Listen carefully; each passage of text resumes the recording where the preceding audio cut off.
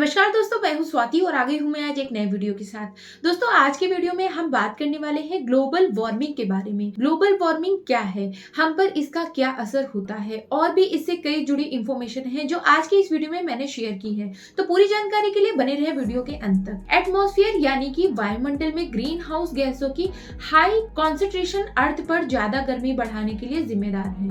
Global temperature में growth से तूफानी बाढ़, जंगल की आग, सूखा और लू के खतरे की आशंका बढ़ जाती है। एक हॉट क्लाइमेट में एटमॉस्फेयर ज्यादा पानी इकट्ठा कर सकता है और भयंकर बारिश भी हो सकती है। ग्लोबल वार्मिंग या वैश्विक तापमान में ग्रोथ क्या है, सबसे पहले ये बात समझ लेते हैं।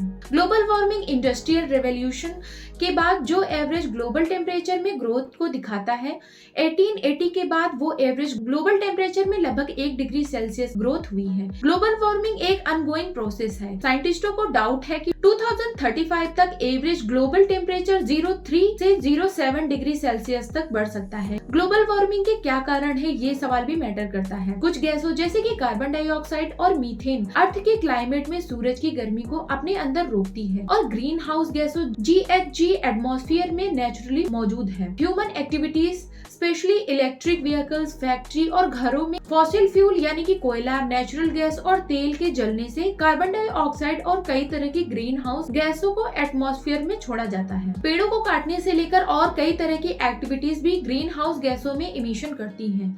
एटमॉस्फेयर में इन ग्रीन हाउस गैसों की हाई कॉन्सेंट्रेशन का अर्थ पर ज्यादा गर्मी को बढ़ाने के लिए जिम्मेदार है, जिससे ग्लोबल टेम्परेचर में ग्रोथ होती है।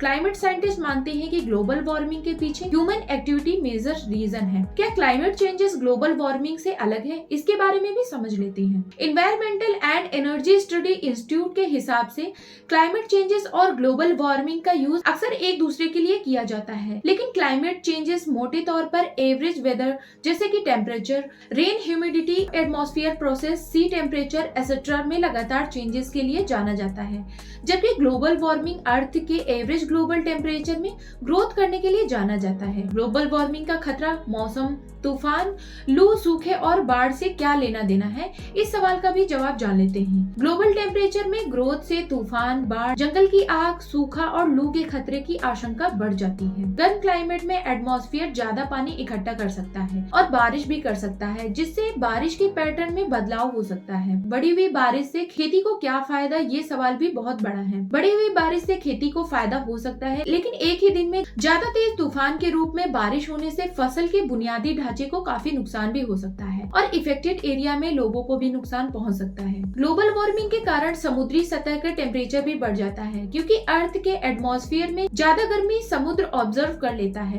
गर्म समुद्री सतह के टेम्परेचर के कारण तूफान का बनना आसान हो जाता है। मैन मेड ग्लोबल वार्मिंग के कारण ये डाउट होता है कि तूफान तेजी से बढ़ सकता है और कैटेगरी 4 या 5 के लेवल तक पहुंचने वाले तूफान के रेशियो भी बढ़ सकते हैं। बढ़ते सी लेवल से ग्लोबल वार्मिंग का क्या लेना देना है, इस बारे में भी जान लेते हैं। ग्लोबल वार्मिंग 2 मेजर तरीकों से वाटर लेवल को बढ़ाने की कंट्रीब्यूशन देता है, जिससे पहले गर्म तापमान यानी कि हॉट क्लाइमेट के कारण ग्लेशियर और ग्राउंड लेवल स्नो की चादरें तेजी से पिघल रही हैं, जो जमीन से समुद्र तक पानी ले जाती हैं। दुनिया भर में बर्फ पिघलने वाले एरिया में ग्रीनलैंड, अंटार्कटिका और पहाड़ के ग्लेशियर शामिल हैं। दूसरा थर्मल स्कोप, वो प्रोसेस जिसमें कि गर्म पानी ज्यादा जगह लेता है, जिसके कारण समुद्र की कैपेसिटी बढ़ जाती है, जिससे दुनिया का वाटर लेवल बढ़ जाता है। और भी कई वजह है जो सी लेवल को अफेक्ट करती है। इन्हीं सब वजह को मिलाने से पूरे प्लेनेट से सी लेवल के ग्रोथ में अलग अलग वजह होती है। लोकल फैक्टर्स से सी लेवल को कुछ एरिया में तेजी से बढ़ने का कारण बन सकते हैं। उनमें समुद्र की धाराएं और डूबती हुई जमीन की सतह और भी कई चीजें शामिल है। 1880 के बाद से ग्लोबल मेन सी लेवल से 8 से 9 इंच की ग्रोथ हुई है। कम वर्क एमिशन वाले सीनेरियोस के तहत मॉडल प्रोजेक्ट है कि सी लेवल में ग्रोथ सदी के आखिर तक 2000 के लेवल से लगभग 1 फुट ऊपर हो जाएगी। एक हाई एमिशन सीनेरियोस के तहत सी लेवल 2000 के लेवल से 8 फुट से ज्यादा बढ़ सकता है। तो दोस्तों, ये तो थी ग्लोबल वार्मिंग से जुड़ी हुई कुछ इन्फॉर्मेशन। वीडियो इन्फॉर्मेटिव लगे तो कर सकते हैं लाइक और शेयर, और चैनल पर पहली बार है तो कर सकते हैं सब्सक्राइब। वीडियो देखने के लिए धन्यवाद।